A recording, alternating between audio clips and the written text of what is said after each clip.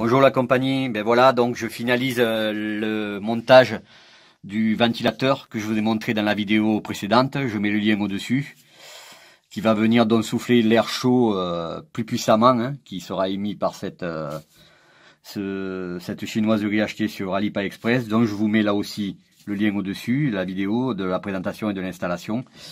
Et donc pour ça, j'ai sur ma boîte, que voilà, j'ai donc décidé de supprimer l'interrupteur aviation, parce qu'il servait à rien, parce qu'en fait, avec mon collègue Cédric qui me l'avait monté à l'époque, on pensait recevoir un variateur de fréquence seulement, mais il est aussi interrupteur.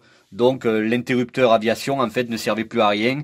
Je l'ai supprimé, j'ai fait une soudure pour relier ces deux plus de l'ex interrupteur aviation. Je vais l'isoler proprement, bien sûr, hein, maintenant.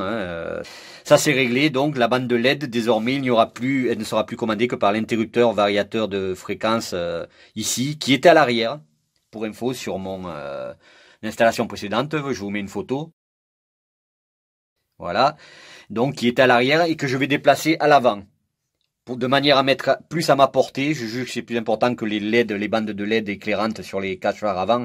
Je vais mettre à l'avant, plus à ma portée, le variateur du fameux ventilateur, donc puissant, que je vais monter ici, dont je vous mets le lien de la vidéo de présentation au-dessus, et qui viendra souffler l'air chaud de cette petite chinoiserie, plutôt pas mal, mais qui souffle pas très fort.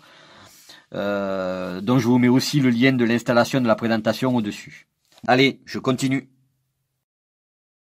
Et bien voilà les amis, c'est fini. Alors je vais vous expliquer vite fait, avant le couvre-feu. Désolé, c'est pas rangé, maintenant il me reste plus qu'à ranger et qu'à nettoyer la voiture qui est pleine de poussière. Et ça, avec le couvre-feu, je le ferai demain. Donc voilà ce que j'ai choisi de faire comme montage. Alors pour info, contrairement à ce que j'avais dit, je n'ai pas utilisé cette boîte-là pour poser le variateur interrupteur du ventilateur ici. Voilà, je n'ai pas choisi de la poser parce qu'en fait, elle n'est pas à portée de mes mains. Et autant, ça c'est le variateur des LED, des bandes de LED que je vais vous montrer. Donc vous voyez, là je peux varier la bande de LED qui est devant, qui a été installée par un ami, ça. Il y a un moment déjà. Autant ça, ne pas l'avoir à portée ne me dérange pas parce que en fait, je la laisse en permanence quand je tourne. Donc, ça ne me dérange pas.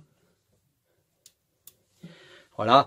Autant ne pas avoir porté le variateur du ventilateur, là ça m'aurait dérangé. Du coup, voilà, hop, je continue. J'ai acheté une petite boîte et j'ai déporté le ventilateur au plus proche de moi et du siège. Et là, même harnaché, je l'ai à portée de bras. Donc même en roulant, je pourrais le faire varier éventuellement. Alors vous avez remarqué que maintenant que j'ai reçu les gaines de chez GT2i, qui sont quand même autre chose que les gaines psychédéliques et brillantes, qui étaient fournis par les Chinois avec leur chinoiserie là, qui aurait brillé. Là c'est mat, c'est clair. Et vous avez remarqué que j'ai choisi de les mettre du côté passager entièrement. Parce que je me dis que la puissance de ce ventilateur de mon côté suffira. Alors pourquoi j'ai mis le milieu, la gaine du milieu derrière le ventilateur? Juste parce que c'est celle qui envoie le plus de chaleur.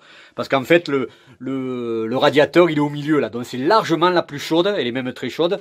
Donc je la fais souffler derrière le ventilateur de manière à ce que le ventilateur actif, il n'envoie pas que de l'air frais, il enverra aussi de l'air chargé en chaleur, quoi, donc plus sec, donc plus efficace pour éventuellement faire disparaître la buée le plus rapidement. Donc voilà, la gaine du milieu qui envoie le plus chaud, je l'envoie directement derrière le ventilateur.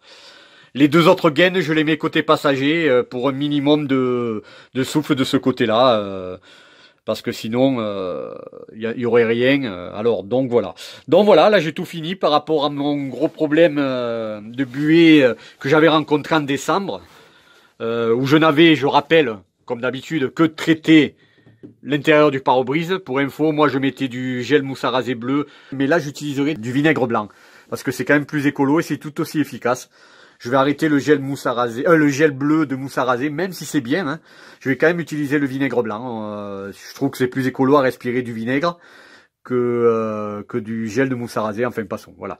Donc, en plus de ce traitement-là, maintenant, désormais, j'aurai, je vous le rappelle, un traitement anti-humidité puisque j'ai mis deux sac déshumidificateur que j'ai acheté à Noroto. Avantage par rapport à la litière qu'on pourrait faire dans une chaussette, c'est beaucoup plus hygiénique.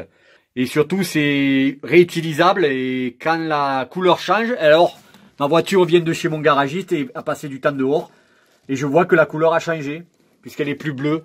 Donc je vais pouvoir le faire, je vais les enlever en fait et les passer au micro-ondes puisque on peut les réutiliser sans arrêt pratiquement, enfin une centaine de fois en les passant au micro-ondes 5 minutes pour enlever l'humidité absorbée. Ça redevient bleu et c'est reparti pour un tour. Donc en plus de ça, je rappelle d'une trappe fermée complètement. Avant je mettais du scotch et malgré tout ça laissait passer un minimum d'humidité. Là il y a carrément une trappe qui ferme hermétiquement la trappe de toit. Et donc j'ai rajouté ces deux systèmes électriques. Donc cette chinoiserie achetée sur conseil de Pistar et de Rallyman, qui dommage manque de souffle, mais qui fait le boulot correctement. En particulier dans la gaine du milieu qui chauffe très chaud puisque le radiateur est là. Les deux autres c'est plutôt tiède froid quoi. C'est pour ça que je les envoie là et c'est pas très fort mais ça suffira je pense. Et puis de toute façon le principal pour moi c'est de mon côté. C'est là qu'il faut que j'enlève la buée si jamais elle revenait. Et donc avec ce ventilateur que je rappelle, je vous avais présenté dans d'autres vidéos, hein, qui est un reste de mon époque dans les années fin des années 90 jusqu'à 2007-2008 où je faisais l'overclocking extrême de processeurs. C'est un qui me reste, ce ventilateur, un 120, mais alors il souffle à 400 CFM pour donner une idée. Je vais maintenant vous montrer ce que ça donne, les deux, puisque tout est propre et bien installé, hein, avec à portée de main donc l'interrupteur variateur du ventilateur. Je vais vous montrer ce que ça donne. Voilà de mon point de vue. Vous voyez, c'est pas du tout gênant. Hein. Je vais démarrer le ventilateur. Donc, je vous rappelle, regardez maintenant, je suis carrément comme si j'étais harnaché. Et je l'ai apporté, quoi. Donc, le ventilateur, lui, je peux vous dire qu'il souffle que de l'air froid. Donc, ou du moins l'air ambiant. Donc, quand je l'utiliserai, ce sera de l'air froid puisque il fait froid à l'intérieur. Je l'ai mis assez vers le pare-brise pour qu'il arrose. Il arrose un peu en haut. Il arrose surtout cette partie-là, là. Cette partie-là, là en haut, assez large. Je ne le gaine pas pour ça, pour éviter qu'il y ait un flux trop dirigé et qui ne s'étale pas. Là, il s'étale un peu partout. Donc voilà le ventilateur. Et donc le petit appareil, là, il avait été branché, je l'ai branché sur l'après-contact, donc je suis obligé de le mettre. Qui lui donc envoie de l'air chaud ici, là, cette gaine-là, l'air le plus chaud, qui sera aspiré par le ventilateur, c'est parfait. Les deux autres gaines soufflent sur le côté passager. Voilà, avec tout ça, j'arrête, parce que j'ai pas envie de décharger ma batterie non plus. Avec tout ça, je suis beaucoup mieux armé pour lutter contre cette satanée buée qui m'avait fait chier en décembre. Et je pense que là, je ne me souhaite pas la pluie et le froid comme j'ai connu sur les deux roulages de décembre. Mais malgré tout, j'aimerais bien juste pour tester, mais enfin... Je pense que là, l'humidité peut venir, hein. Au moins sur le pare-brise, je ne risquerai plus rien. Après, est-ce que je le laisserai l'été? Pour information, pour le ventilateur, en tout cas, les gaines, je pense que je les laisserai, elles sont pas gênantes. Pour le ventilateur, en tout cas, j'ai prévu, il est là-bas, dans le circuit du ventilateur, j'ai prévu un domino pour pouvoir l'enlever l'été, par exemple. Alors, pourquoi? Bon, il me gêne pas trop, mais ça dégagera la vue là, quoi.